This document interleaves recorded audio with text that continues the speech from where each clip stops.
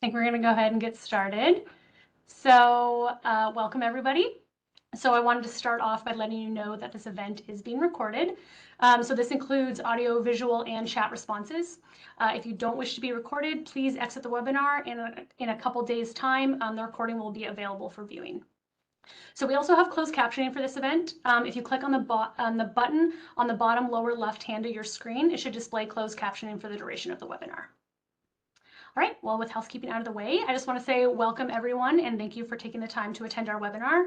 I'm Alex Clayton and I work for the Pew Charitable Trusts Conserving Marine Life in the U.S. project, and I'm based in Washington, D.C.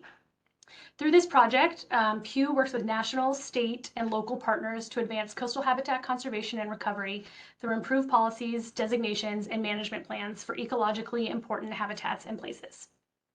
One of our newer efforts is centered on coastal blue carbon, which is a term that refers to the carbon captured and stored in coastal ecosystems, including salt marshes, forested tidal wetlands, seagrass beds, and mangroves. These habitats are known carbon sinks and can store thousands of years of carbon if left undisturbed. Pew works with states to incorporate coastal blue carbon into state national working land strategies for climate mitigation. Today's webinar is part of our Blue Carbon Network series, and we launched the Blue Carbon Network around a year ago now to help create stronger connections among state agencies, practitioners, researchers, and others working on blue carbon. If you want to be the first to know about future webinars like this and other blue carbon research and communication products, you can sign up on the Pew website. So today we've joined forces with another team at Pew to present this webinar. So I'm also joined by my colleague Kate Meyer, who works on a similar effort to help countries around the world incorporate coastal blue carbon habitats into climate mitigation policies. But before I turn over to Kate, I also want to give a huge thank you to Jasmine D'Agostino, Leila Razek, and Lorena Kaufelt for all their hard work on this webinar, because we could definitely not have done this without you. Over to Kate. Thanks, Alex, and echoing a big thanks to everyone that helped orchestrate this webinar today. Like Alex mentioned, my name is Kate Meyer. I'm also based in DC, and I work on the Protecting Coastal Wetlands and Coral Reefs project here at Pew. And my team is somewhat of an international counterpart to the team Alex is on. We work with an international portfolio of countries to help demonstrate the role that nationally determined contributions, or NDCs, can serve as a policy lever for protecting coastal wetlands in Latin America and the Caribbean, as well as East Africa. And so while Alex and my teams do work on coastal wetland ecosystems like mangroves and salt marshes, the focus of our webinar today will be on seagrasses. We will hear about how US states and island nations alike are interested in mapping, measuring, and managing their seagrass habitats to better understand their current and potential contributions to climate change. So please think of questions as the panelists are speaking. There will be Q&A at the end, so feel free to put your questions in the Q&A chat as soon as you think of them, and we'll collect them for later in the webinar. The button for the Q&A chat is a gray box with a question mark in it toward the bottom right of your screen. And we'll get to as many of your questions as we have time for once all the presentations have gone. So we do have a packed agenda today. Without further ado, I'll now turn to our first panelists for their presentation and to let them introduce themselves. So Judd, why don't you kick us off? Well, thank you. Hello, everyone. I'm Judd Kenworthy. I live in Beaufort, North Carolina, and I work with the Albemarle Pamlico National Estuary Partnership on a team involved in mapping and monitoring our coastal seagrass resource here, as well as our low salinity SAV resources. And once again, thank you all for attending. I'm here in North Carolina. We have two large and important blue carbon ecosystems on our coast. Next slide, please. The first is our emergent and shrub scrub coastal wetlands. And this is the one that most of us living or visiting the coast see every day. But we also have another system, one that is mostly invisible underwater, and this is our submerged seagrass ecosystem. And that's the focus of today's presentation. Next slide. It's not a mystery that seagrasses are important coastal ecosystems. With few exceptions, they occur on every continent except Antarctica. They're some of the most productive coastal ecosystems on the planet. They form essential fish and wildlife habitat. They nourish herbivores, and they provide an array of ecological services and functions that have enormous social and economic value. And what we're talking about today is their value as blue carbon. And that also isn't a mystery because for well over a decade, scientists have been demonstrating the potential of seagrasses to sequester carbon, and for good reasons. Next slide. Among all the primary producers that grow in coastal ecosystems, seagrasses are unique, mainly because they grow rooted in the soil. Next slide. A large fraction of the biomass they produce goes directly in the soil as roots and rhizomes. The slide that you see showing right now is a section of a sediment core of one of our local species, Haliduli rhydi. The arrow is pointing to the roots and rhizomes buried in the sediment. Typically, there's 2 to 5 times more biomass below ground than in the above ground canopy. Also, the soil environment is water saturated and anaerobic, and the biomass below ground is refractory. So decomposition is very slow, and these are ideal conditions for carbon accumulation. Next slide. Seagrasses are pivotal in many aspects of the coastal carbon cycle, and there are other reasons carbon accumulates in the meadows. The plants themselves are ecological engineers. The leaf canopy attenuates waves and current energy, traps particles, stabilizes sediments, and promotes the burial of carbon. So they're not just sequestering carbon they produce, they are also capturing carbon that's moving laterally through the system, and this can be quite large. Studies have shown that as much as 50% of the carbon in the soil beneath the seagrass meadow could be derived from allochthonous sources external to the seagrass itself. Next slide. So what are the characteristics of our seagrass system in North Carolina? First, we have a very unique biophysical environment. Our coastal waters lie at the interface of 2 major ocean currents, where cold water from the Labrador Current meets the warmer northerly flowing waters of the Gulf Stream. Next slide. And this places our seagrass ecosystem at the edge of 2 large seagrass bioregions. So we lie at the southern limit of the temperate seagrass Ostra marina and the northern limit of the tropical seagrass Haliduli rhydi. Next slide. This range overlap results in a seasonal bimodal abundance of seagrasses. This means that we have seagrass productivity, biomass, and carbon accumulation occurring nearly all year long. Next slide. So how much seagrass is there in North Carolina? And where is it located? Since 2007, the National Estuary Partnership has teamed up with our partners and conducted nearly 3 complete coastwide surveys. What you see on the map in the left panel in the shades of green is the distribution of seagrasses along about 200 kilometers of shoreline. There's a little bit more seagrass south of Bogue Inlet, but most of the grass in our system is located in this slide. Most of it lies on shallow back barrier shelves behind the narrow ribbon of barrier islands. And what you can see in the graph in the right panel are each of our 3 inventories, one in 2007, 2013, and again in 2020. These inventories show that the acreage of seagrass is quite large, but is declining about 1 to 1.5% per year. And most of the change we have seen is a decline in the continuous cover, and that's the bar graph at the lower panel. Yet despite this change, and by all accounts, currently the seagrass ecosystem in North Carolina is the largest intact system on the Atlantic seaboard. To learn more about what we're doing with this inventory in blue carbon, I'm going to hand the podium over to my colleague Paul Koff to tell you about the work we're doing with this information. Paul? Thanks, Judd, and hello, everyone. I'm Paul Koff, and like Judd, I also work as an advisor to the Alamo-Pamlico National Estuary Partnership. I also chair a North Carolina work group that is developing a greenhouse gas inventory for seagrass and for emergent and shrub wetlands. I used to work at the U.S. Environmental Protection Agency, where I directed its Oceans and Coastal Protection Division. And before that, I managed EPA's Office of International environmental policy.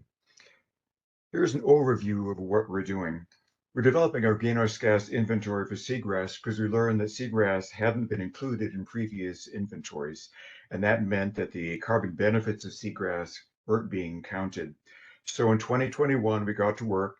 We plan to finish the seagrass inventory this summer. That means the next year, North Carolina will update its overall greenhouse gas inventory, and this time seagrass inventory will be available to be included.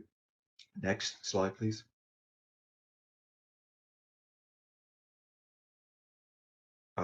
What is greenhouse gas inventory? Well, it can help us assess progress toward climate goals. That's a key thing. And our inventory for seagrass is consistent with methods for other sectors like transportation and agriculture. So a ton is a ton is a ton of CO2. It's also consistent with North Carolina's Coastal Habitat Protection Plan. So what we're doing, we're providing a bridge between a climate plan and a coastal plan using tools of both. Next, please. Here's an overview of what we're doing. It's pretty straightforward. We have activity data like acres of seagrass times an annual carbon accumulation rate equals total emissions or removals. Next. Here are the details of how we do it for seagrass. We use seagrass acreage from surveys done in 3 different years by the Alamo-Pamlico National Estuary Partnership. Then we use from the IPCC the Tier 1 soil carbon accumulation rate for seagrass from the 2013 IPCC wetlands supplement. Then we multiply through to get an annual estimate for emissions or removals. And finally, we're just showing 3 years on this slide. But in the detail, we interpolate the acreage data to fill in all of the intervening years. Next. So what have we learned so far from this? Well, we know that seagrass overall is a net carbon sink. The size of that sink is about like taking 14,000 cars off the road per year. But the annual rate of carbon removal is decreasing as we lose seagrass acreage. However, there's one big caveat. So far, we're just counting the net removal from the existing acres. We're not counting, however, any carbon that is remineralized and returned to the atmosphere when seagrass cover is lost. There's a big data gap and more research is needed to figure it out. Next. Yes, policy and management implications. Through this work, we've learned a bunch of things. We've learned that if you have a lot of seagrass, it's worth the effort to add it to the greenhouse gas inventory from our perspective. In addition to the annual carbon accumulation rate, North Carolina's seagrass stores about 18 million tons of carbon dioxide equivalent, which is more than 250 times the annual removal rate. So protecting seagrass along with the carbon it stores is very important. Finally, we've learned that climate policy and coastal policy can and should be mutually reinforcing. Here are several research questions you've uncovered along the way. How will sea level rise affect carbon accumulation and storage? I'm sorry, it's the next slide after this. Yeah, thank you. How will sea level rise affect carbon accumulation and storage? How will seagrass interact with adjacent coastal ecosystems like salt marsh in terms of carbon accumulation and carbon exchange and storage? And what is the fate of historic carbon storage when seagrass cover is lost? Next, please. Some of the lessons we've learned are, first, it doesn't have to be perfect the first time around. We can get started and learn by doing. Second, it's important to identify the key data gaps and start with what we know best and then pull together the experts to fill the most important gaps and then iterate.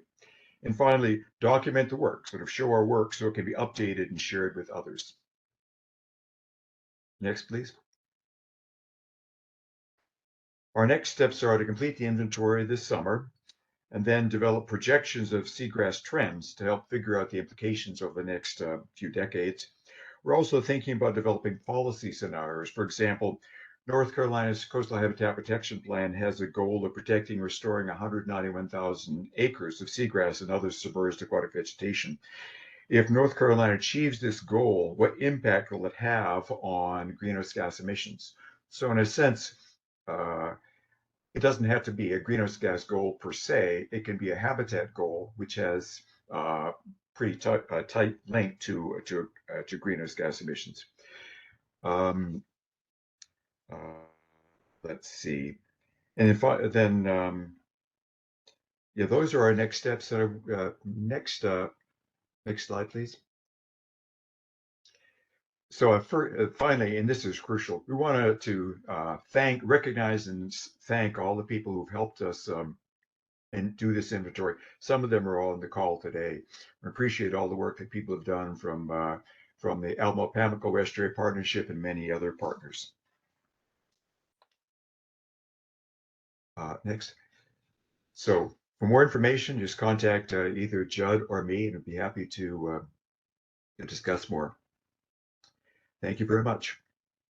Great. Paul and Judd, thank you so much for those presentations. We're now going to turn it to Angelique to start her presentation and introduce herself.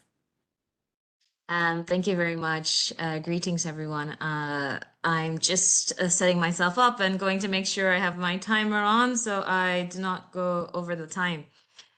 So as already introduced, my name is Angelique Pouponneau, and I'm an advisor on ocean and climate change to the Alliance of Small Island States. So first off, thank you for the opportunity to give a global perspective with a focus on the work of my home country, Seychelles, an initiative that I put a lot of effort into at the time when I was the chief executive of the Seychelles Conservation and Climate Adaptation Trust. So really putting together this presentation was rather nostalgic, but the intention, of course, is to inspire others to take on this challenge, but also opportunity, as the Seychelles did. So I'll start off with a caveat. First off, I do advise members of the Alliance of Small Island States, but at the moment, we do not have a common position, nor do we coordinate on the subject of nature-based solutions, nor specifically on seagrass meadows. So I'll be sharing very much a broad understanding and global perspective, and then zooming in on the Seychelles. So if we go to the next slide, and let's start here with the fundamentals. So we have the United Nations Framework Convention on Climate Change, and we have the Paris Agreement, and we agreed as a global community that we would submit every 5 years these documents, these policy documents called nationally determined contributions, essentially our 5 to 10 year climate plans. And these will show what we are doing for mitigation, so to curb emissions in different sectors, and adaptation, so how do we adapt to the impacts of climate change. So very much looking at what steps we're taking from planning to policy to implementation. And each time, every 5 years, we need to be more ambitious. And we know that the climate scientist, I think it was last week or just late the week before, released a report basically telling us once again, we are not on track with reaching the temperature goal that we all agreed to, i.e. 2 degrees and striving for 1.5 degrees. But there is still hope if we take action to bring us back on course. So what does nature-based solutions have to do with all of this? So seagrass as a nature-based solution provides us with one of the many solutions to address climate change. And this is both in terms of mitigation as well as adaptation. And indeed, seagrass very much emerges as a new kid on the block in comparison to mangroves that has received more attention in the past. But when we look at a review of nature-based solutions in nationally determined contributions of, don't want to go into development lingo, but global south, developing countries, usually referring to countries in Africa, Latin America, Asia Pacific, we find that most of these countries have placed nature-based solutions as part of their adaptation section. It really raises the question that if it is both mitigation and adaptation, why place it in the adaptation section? Well, let's start with the obvious reasons that nature-based solutions have great adaptation utility. We've already heard from the previous speaker how all the services they provide.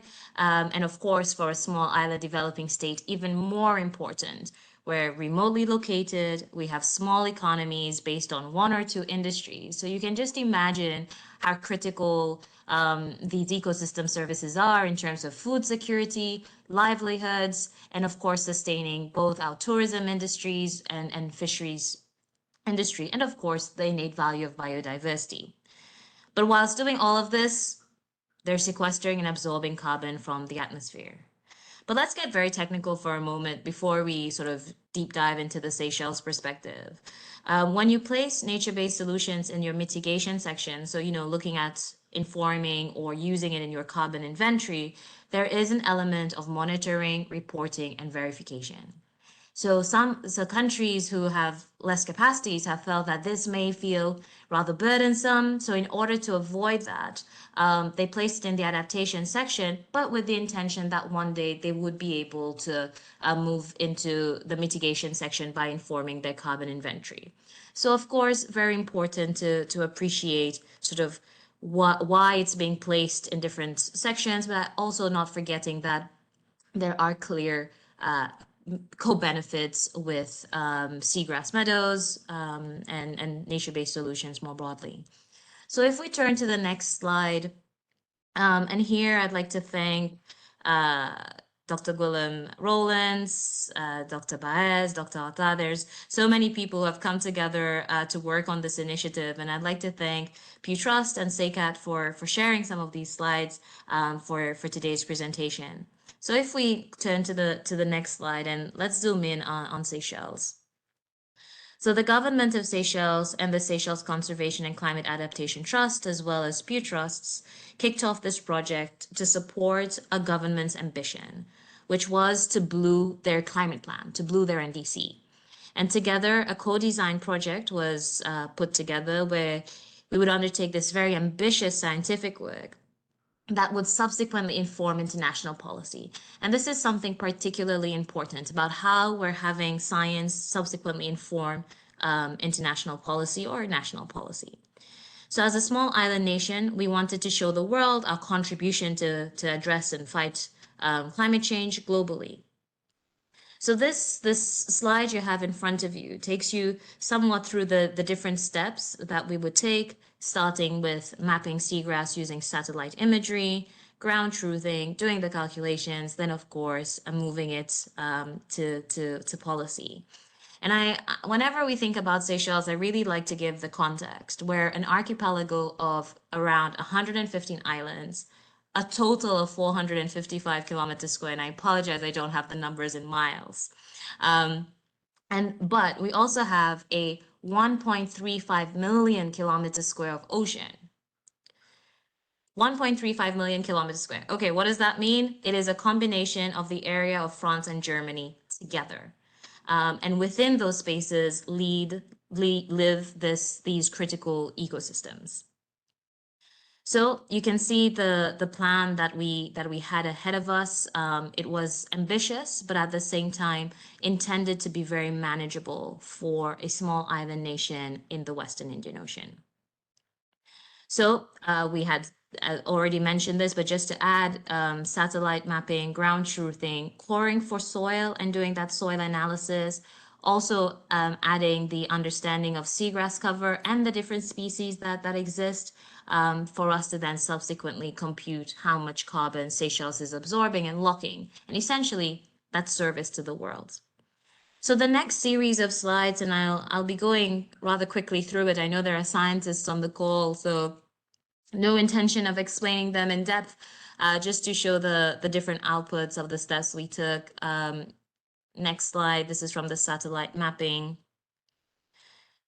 Yeah, and here are, photos and maps with regards to the ground truthing, and of course the next slides are going to show us where the seagrass were distributed. Yeah, we can move to the next slide just to make sure everyone gets an idea, and you can see the islands on the side so you can understand the geography that we're working with in 1.35 million kilometers square of ocean. Next slide. All right, and the next one.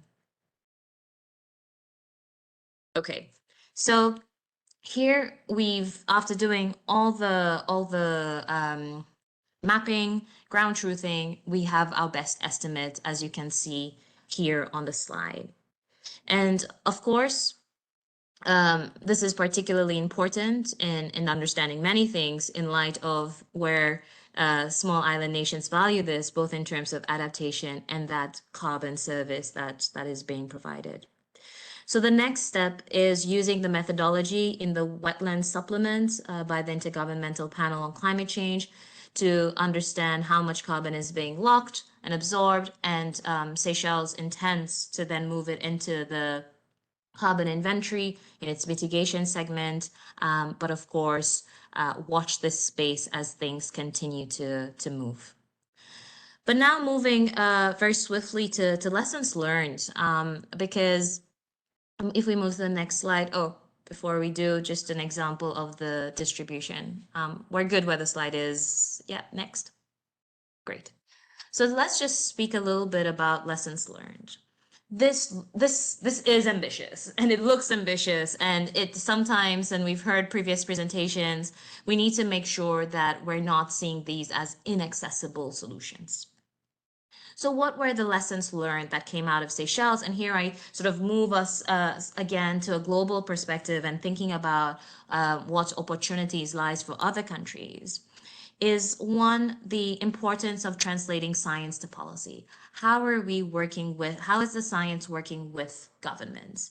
And of course, the scientific piece of work emerged from an ambition coming from government, a policy coming from government. And we're soon going to see, what were the policy commitments that emerged from that. In fact, if we go to the next slide, there we go. So they committed to mapping. We've done the mapping. Then other commitments included 50% of mangroves and seagrass ecosystems would be protected by 2025, and then 100%, and it was very much intended to be a stepwise approach, and 100% of mangroves and seagrass ecosystems protected by 2030. And whilst we have these sort of broad announcements here, it's very important to appreciate that these would all be done using an internal nationally driven tool, the Marine Spatial Planning process, the Seychelles Marine Spatial Planning process, which would inform how this would be achieved. And of course, establishing a long-term monitoring program for seagrass habitats. If we go back to the lessons learned slide now. So the other aspect that I think, and I'll just touch on them before going to subsequent slides, we've got the importance of capacity building, technology transfer, finance, educational awareness, and most importantly, I think, national ownership. If we turn to the next slide, and the next one, there we go, perfect. So when it comes to, if we go back a slide, so when it comes to, go back a slide. Yeah, perfect. So when it comes to the slide with the beautiful photos, when it comes to capacity building, one of the things, apologies for this. If we go back to one more slide forward, please. So in terms of capacity building, when we make a commitment to establish a long-term monitoring program, it is essential for local capacity to be built to be able to actually implement these monitoring programs, right? So it is essential that when we're undertaking these initiatives, local communities, local scientists are all involved in learning how to undertake these surveys and understand how to then teach others to be able to do this work. So this is particularly important, especially if you want efforts to be sustained. Technology transfer. Here we see, some use of quite advanced technologies, some use of low-cost technologies. But either way, knowing that equipment, knowledge of the use of certain technologies would remain nationally is particularly important. And I know we have a Blue Economy Research Institute, which was able to get the necessary equipment, and now continue to use these when it comes to soil analysis and other related activities that took place. And now if we move to the next slide, in terms of still focusing very much on lessons learned, finance. Everything I've just mentioned costs money, of course. So knowing what you have costs money, monitoring what you have costs money, maintaining what you have costs money. So it is important to recognize that such bold commitments come with financial implications. And sometimes that may act as a deterrent for those bold commitments. So it is important to recognize that we can't have a situation that when funds are drying off, when projects end, everyone goes back to ignoring the seagrasses.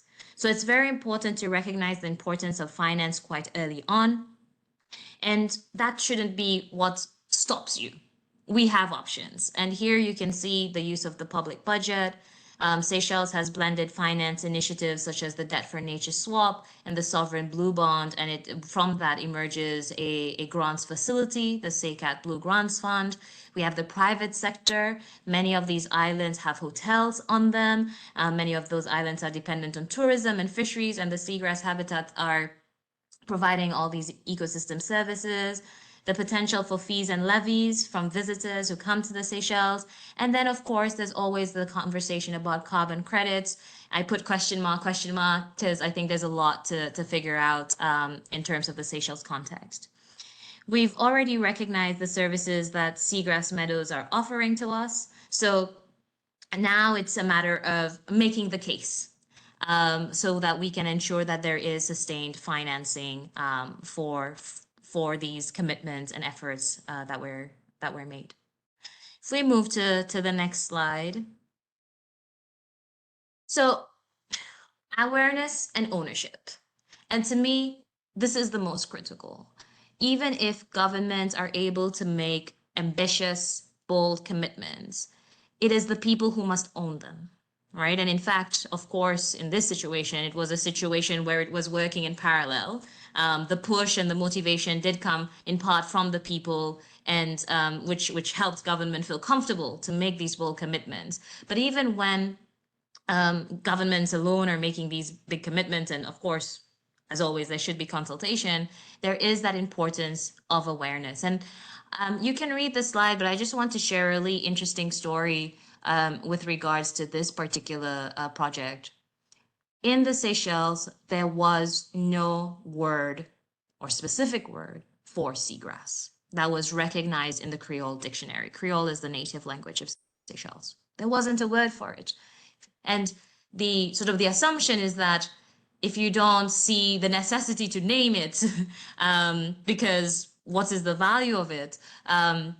The Seychelles language never developed a very specific word for it. We had another word, we called it, equivalent of seaweed, but never, saw that emerge in the official language.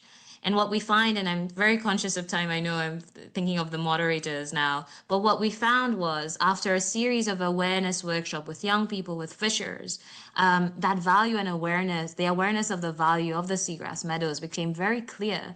And they were all very happy to participate in what was essentially a crowdsourcing of the names that subsequently now has ended up in the official Creole dictionary. So it is through this project where there has been awareness. There is now clear ownership of seagrass meadows and the importance of protecting them and their value that they provide to us in terms of fisheries and tourism. That we've sort of encompassed it, put it all together by making sure that we do have a name for it in our official language. So there's just one more slide, I know, with a photo of colleagues from SECAT, if we turn the slide, yeah. And they've placed it on a bus, so every time you're commuting, you can see it all go by. But with that, I'd like to say a few final words. That after all this is said and done, remember that curbing greenhouse gas emissions is the solution. Nature-based solutions are, of course, supplementary and things that we can do straight away. And if a country like Seychelles, a small island developing state, a country of 100,000 people can do it, and although must note we didn't do it alone. We had many partners. We can all take climate action. So with that, I'll end it here. Thank you very much.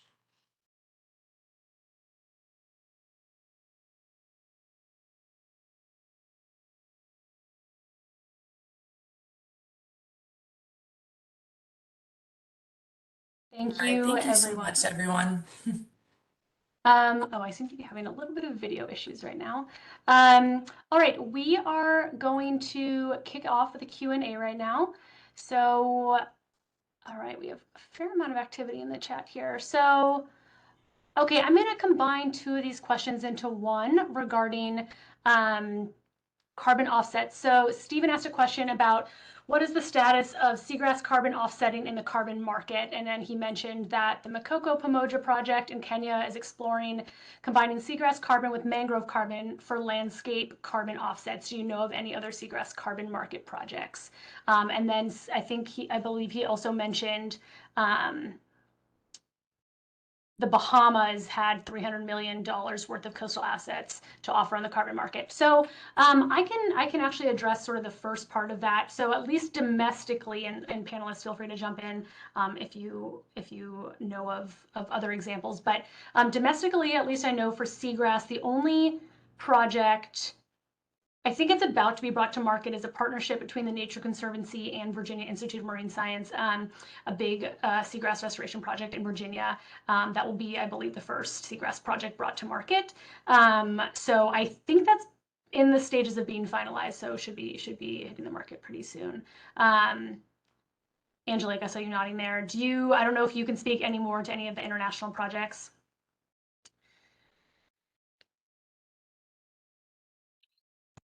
Thanks. So there are a few projects. I think it was already mentioned, in particular Kenya. I'm going to get the name wrong, so I'm not going to try. In Kenya, that has been kicking off, but certainly it's been slow in terms of uptake. Yeah, thanks. Great, thank you. Okay, moving on to the next question. So someone had asked, so this is for Judd and Paul. So someone wants to know specifically how APNEP, so the Albemarle Pamlico National Estuary Partnership, was able to fund consistent seagrass mapping over the years, and what approaches were used for the mapping. Judd, I don't know if you want to kick this one off.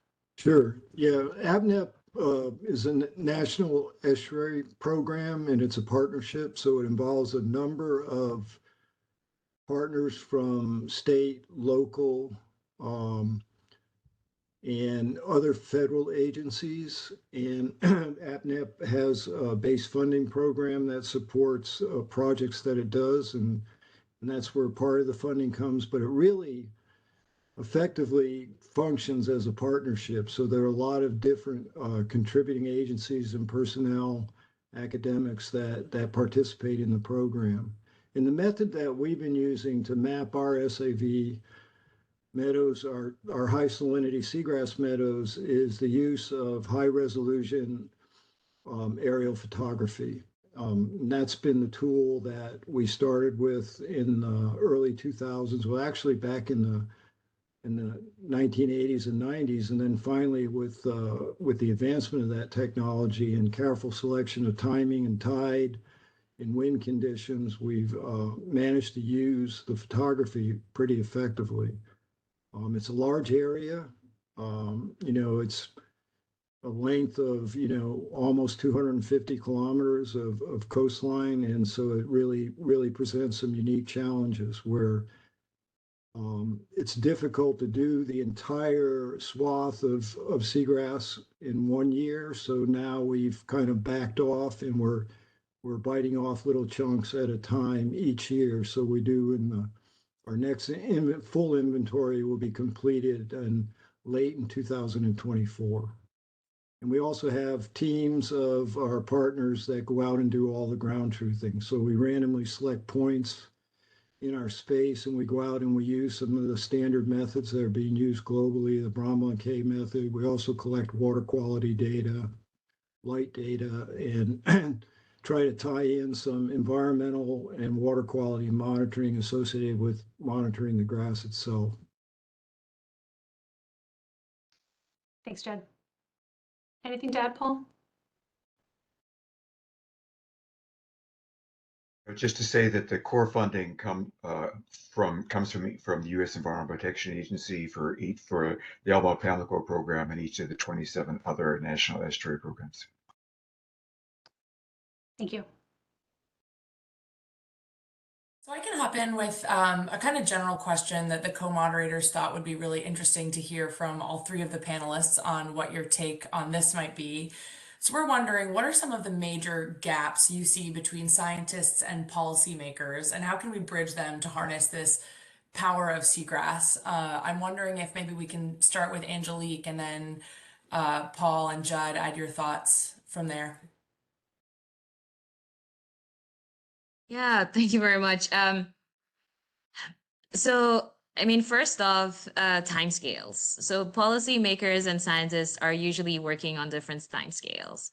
So scientists are many times working on very fixed short-term timescales, predominantly dominated by the availability of funding to do the work. Whereas policymakers are very much sort of sometimes in both ways, sometimes either waiting for the science to come out in order to make decisions, or feeling that they need to take a decision rather immediately in order to advance political or policy ambition. So timescales is definitely one. The second one is how things are communicated. Scientists are have an excellent attention to detail, very specific. Whereas policymakers sort of want this broad, general key message. What am I, sort of the answer to the question rather than the working. And this sometimes does create a barrier in terms of how policymakers and scientists communicate. And in fact, it almost feels like a different language, and especially when you're trying to have science respond to policy, and making sure that the science is taken up in policy making, making sure that there's, whether it's scientists taught to communicate in what is policymaker friendly way, or actually having an intermediary that can help support this, it's particularly important. And this was a function that SACAT provided in this project, sort of taking the science and then translating it into and matching it to policy ambition. So I just to keep it brief, I'll highlight those two, but it's certainly a challenge for the science, policy, and society nexus that we need to bridge. Thanks, Angelique. Really appreciate that. Paul and Judd, if you want to weigh in at all on your thoughts.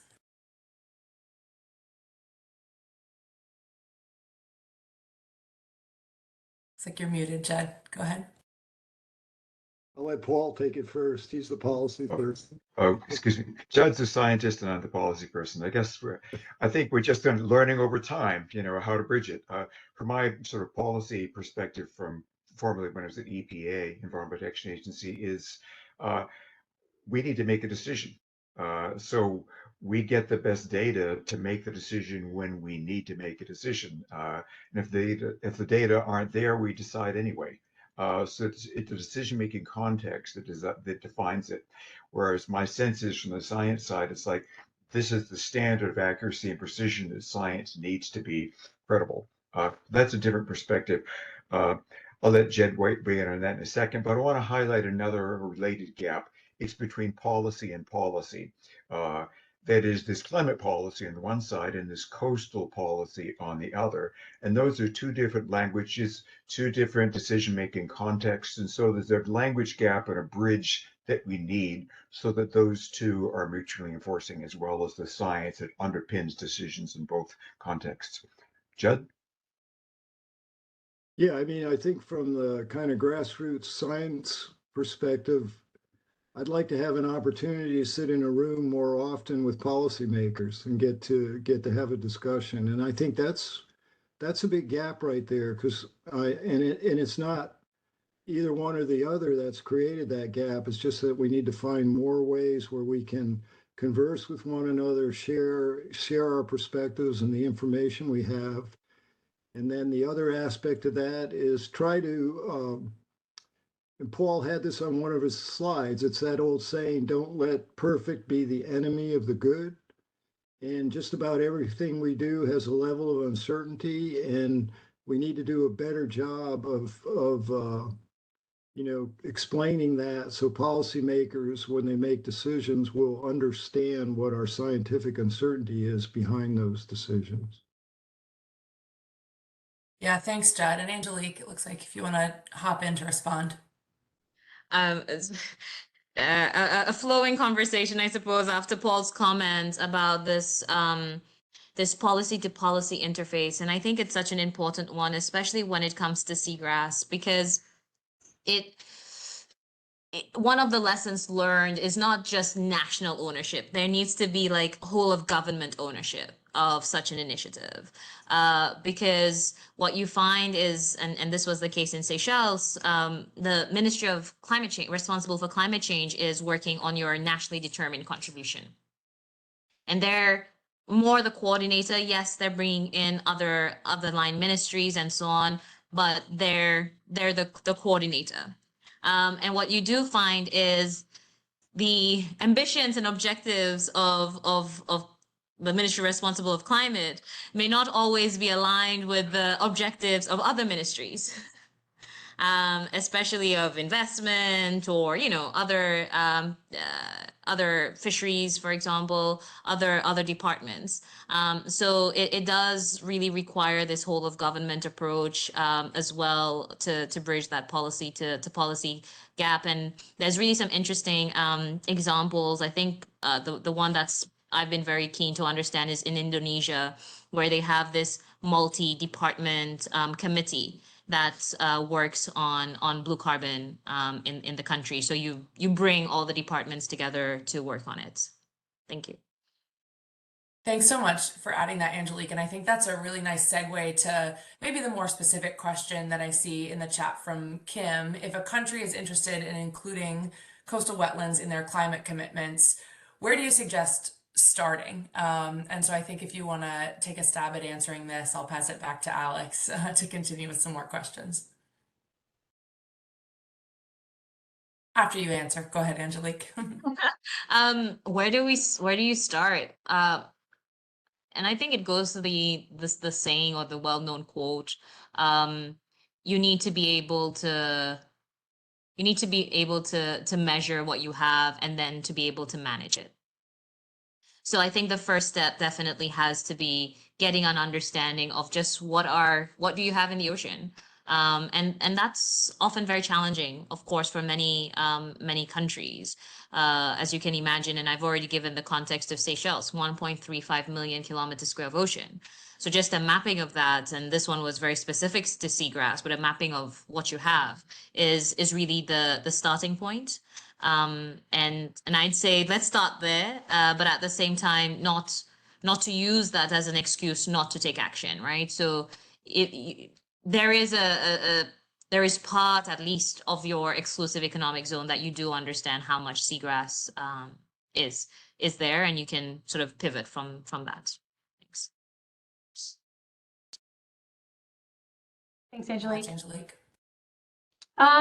So sort of building off that, Paul and Judd, I want to sort of reframe that question sort of from the state angle. I mean, Paul, I know you touched on this in your presentation of, other states can learn from North Carolina, but can you maybe go a little deeper into sort of what is a good starting point for states, or where did this work group start?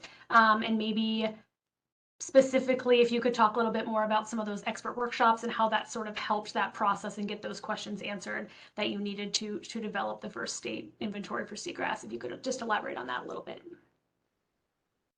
Sure. Thank you, Alex. I think the starting point is to assume you can do it.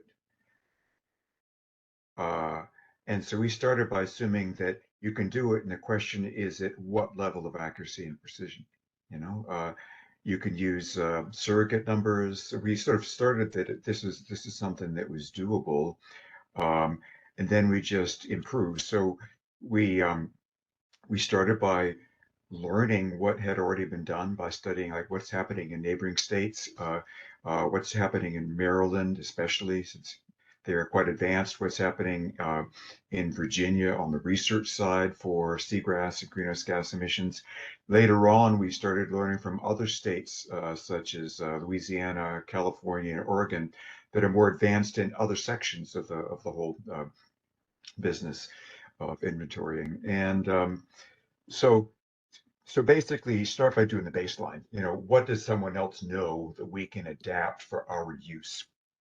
And what is their surrogate that's good enough? And even within our own domain, for example, in North Carolina, we found that we started out thinking we were going to do the low salinity grasses as well as the high salinity.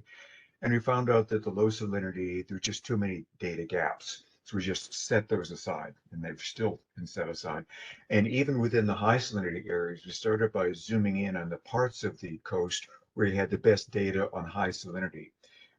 So we can just like start by what you can know best and then learn, get the, do a dry run, check out, or a wet run in this case, figure out what works, and then move sideways, apply it. So there's a lot of iteration involved. And then we saw that we didn't have quite good answers. For example, we discovered that the seagrass acreage data was pretty good, but the greenhouse gas, that is, we didn't have good carbon cores based on from taken in North Carolina that established the carbon content per hectare, per acre, or whatever. And so we used data from elsewhere and convened experts from up and down the East Coast to tell us what should we do. So expert judgment. So surrogate numbers, then expert judgment. So Pew convened 2 workshops and brought in the experts. And so those, and so partly it was like passing the laugh test. Here are our numbers. Are they good enough? And if they're not, so those that identifies research gaps and also what is doable at a certain level of credibility. So we just chose not to do certain things right now because it wouldn't pass that credibility test. We just focused in on what we could do, which is the bulk of the carbon. Except we don't know, this is in terms of research questions, the fate of what happens to the carbon. Carbon left off the screen here is the carbon that's in area that used to have seagrass and doesn't anymore. So that's not being counted. I'll stop there. Yeah, thank you, Paul. Sorry, Deb. I think part of it is once you get started, you create momentum, and through the workshops and the regular meetings we had, the video calls, and we ended up, for example, like Paul said, we had no core data. In fact, I think there were only two data points registered in the International Carbon Atlas for our area. Well, it turns out that with this momentum, we gained some more partners. Tony Rodriguez from the University of North Carolina brought in a PhD student and joined up with our field monitoring team, which resulted in collecting, I think, the first ever focused carbon cores in our North Carolina seagrass ecosystem. So you make a little noise and people join in and the momentum gets started, and all we need to do is keep finding ways to financially support continuing this work. Yeah, thank you, Judd and Paul. All good points. Yeah, important to note that IPCC methodology to develop blue carbon inventories allows for expert judgment. So that was definitely a key piece of the North Carolina process for sure. Okay, another quick one, just for Paul and Judd. So Marilyn noted in the chat, it's important to note quantifying the lost eelgrass CO2 sequestration due to development and impacts. And I know that's something that the North Carolina work group is also considering. How do you keep interest high in seagrass restoration when beds are patchy and numbers vary year to year? We struggle with this, but persevere. Mm-hmm.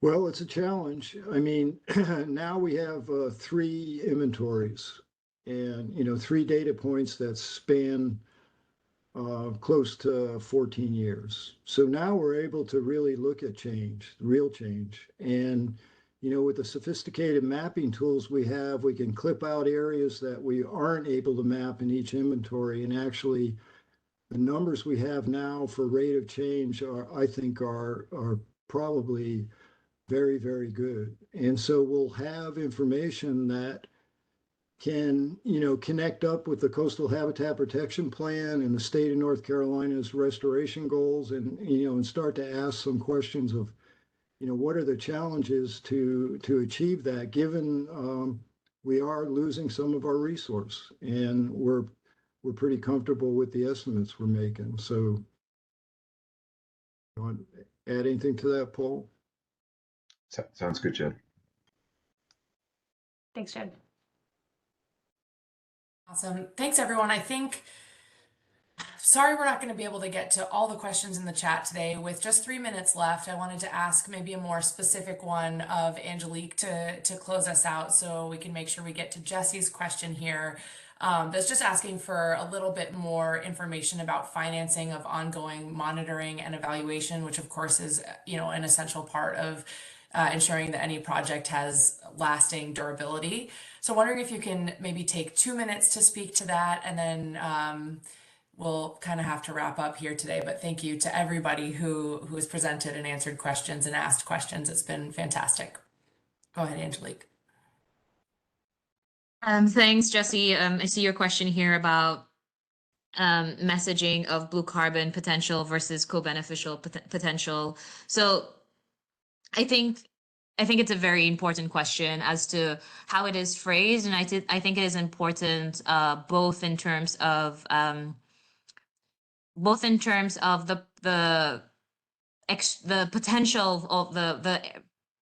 potential of the people, the organizations that you can seek funding from to support these efforts, and also the government, from the government's perspective, right? So from the government's perspective, remember, from a small island developing state perspective, small islands, 39 of us, we produce less than 1% of greenhouse gas emissions. 65 million people, less than 1%. So when it comes to our government's priorities, the tendency is to focus on adaptation, right? Because at the end of the day, of course, if we curb all our greenhouse gases, is net zero won't make a dent globally.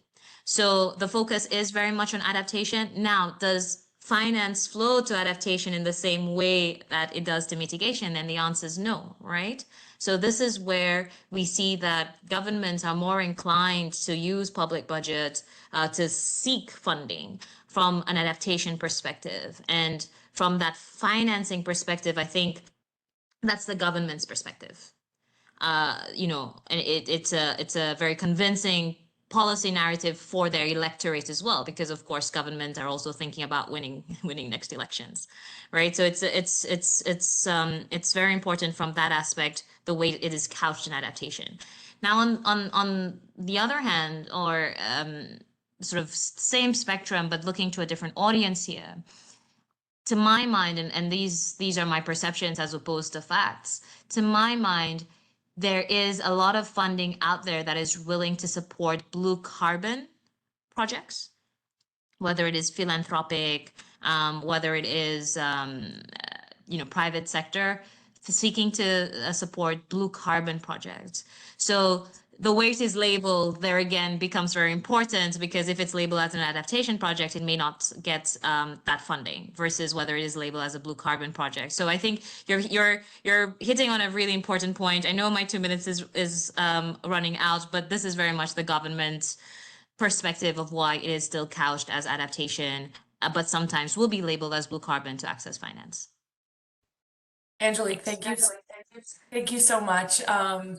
Yeah, certainly. Thank you everybody for a great presentations today. Really informative answers. I know we've hit 1 p.m. and folks are looking to get on with their days, but we will have this recording available to send out to all participants who've registered within a week's time, and within that you'll see contact information if you do want to follow up with any of the presenters with questions that we weren't able to get to during the Q&A session. Please do feel free. Just another huge thanks to everybody for coming, everyone who helped this webinar come together, and I wish you all a great afternoon. Thanks, everyone.